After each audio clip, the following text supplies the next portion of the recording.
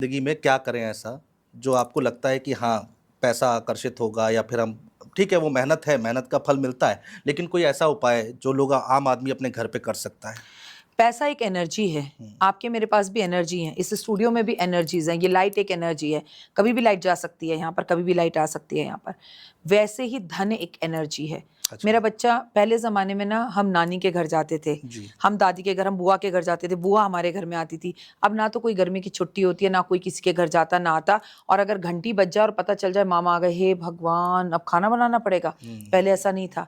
हम पहले कहते थे अतिथि देवो भवा, भगवान के बराबर अतिथि। क्या मस्ती, क्या मजाक, गद्दे जमीन पर लगाकर सो रहे हैं, गद्दे किराए पर आ रहे हैं, पड़ोसियों से गद्दे मांग रहे हैं, क्या प्यार अपनापन, वो सब खत्म हो गया। एनर्जीज नहीं है। आज हमारे घर में सूनापन है।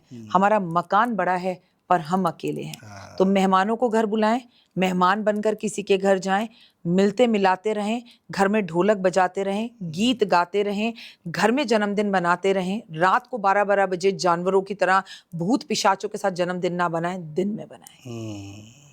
फिर देखिए जीवन में कैसे धन रुकता है।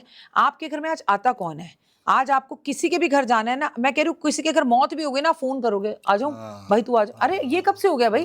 दोस्त के घर जाओ, घंटी बजाओ, जबरदस्ती जाओ, आ रहा हूँ, इधर से गुजरा था, मैं आ गया।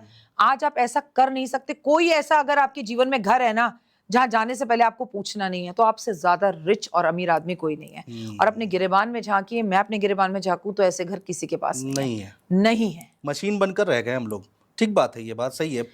समाज मिलते मिलाते रहिए, जिए और जीने दें। फिर देखिए घर के अंदर एनर्जीज आती रहेंगी। आपका एक दोस्त अभी अभी ऑडी खरीद कर आया, वो चल मिलाता हुआ आपके घर आया। अभी 5 मिनट पहले इस स्टूडियो में ज्योति थी, क्या एनर्जी थी उस लड़की में, नो डाउट। क्या एनर्जी थी। वो या लड़की आपके घर में आ जाए तो लक्ष्मी का रूप सीधा लेकर ऐसे लोगों को बुलाइए अपने घर में और ऐसे लोगों के घर जाइए।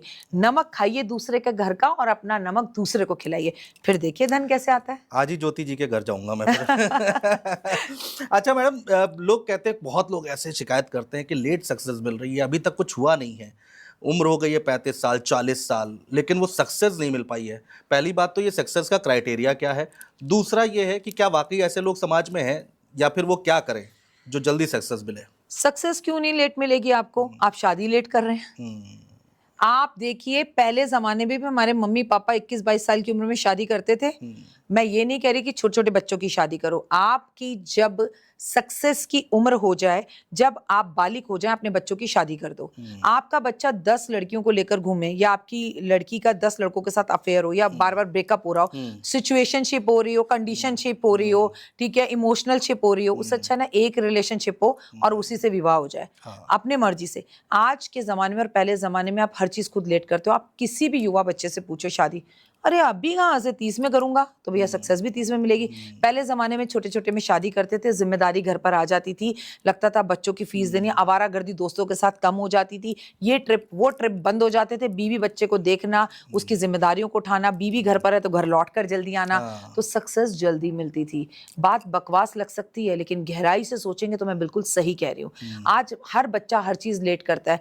मैंने डिग्री कर लिया, मैं मास्टर करूंगा, मास्टर करने के बाद 2 साल के लिए मैं MBA करने बाहर जाऊंगा, मैं 3 साल करूंगा, फिर मैं वापस आऊंगा, फिर मैं शादी करूंगा। पहले तो जो काम आपको सक्सेस होना चाहिए था कि 25-26 में आप नौकरी करने लगो, आप 27-28 में तो नौकरी करते हो, फिर उसके बाद आप सक्सेस की एकदम से सक्सेस मिल जाती है। ये बात तो ठीक है। आपको और मेरे को एक दूसरे को जानते हुए 20-22 साल हो गए। सक्सेस आज आप लोग मेरा नाम जानते हैं, पहले आप मुझे जानते थे, पहले लोग नहीं जानते थे। लेकिन आपको अगर सक्सेस चाहिए तो पहले अपनी शादी के पैटर्न को सही करना होगा। बच्चों की शादी करिए, वो एक लड़की के साथ घूमे, पैसे बर्बाद ना हो, रिलेशनशिप अच्छी रहे, लक्ष्मी या उसकी पत्नी घर पर आए, छोटा छोटा लड़का छोटी छोटी लड़की, रिलेशनशिप में शादी करें। ऑल्दो आपको जैसा करना है वैसा करो, लेकिन आप याद रखिए पत्नी के आने के बाद भाग्य बदलता है। अच्छा। और आपके ऊपर धन और जिम्मेदारियां आती हैं, आप रिस्पॉन्सिबल बनते हो। शायद यही रीजन था कि पहले जमाने के लोग शादी जल्दी करते थे कि बच्चा हो जाएगा, घर पे रहेगा, जिम्मेदारी निभाएगा, पैसा बर्बाद नहीं करता। इंसान सोचता है, बीबी के आते सोचता है ना गाड़ी ले लूं, भाई मैं तो अभी तक स्कूटर पे चल रहा था, ये तो गाड़ी में चले। फिर बच्चा आ जाता है तो उसको लगता है बच्चों को थोड़ी मैं लेके जाऊंगा, अच्छे स्कूल में पढ़ाऊं। ये सब जब जिम्मेदारियां उस पर पड़ती जाती थी तो वो सीरियस होता जाता था। अभी वो 28-30 साल तक तो वो सीरियस ही नहीं है। फिर उसको 32 में आदत है, यार मैं तो 32 साल का हूं, मुझे तो सक्सेस ही नहीं मिली। ठीक बात मैं है। गलत कह रही हूँ तो आप बताइए। नहीं, ठीक बात है। ये रीजन है सक्सेस आपका, कि सक्सेस का कोई पैरामीटर नहीं है।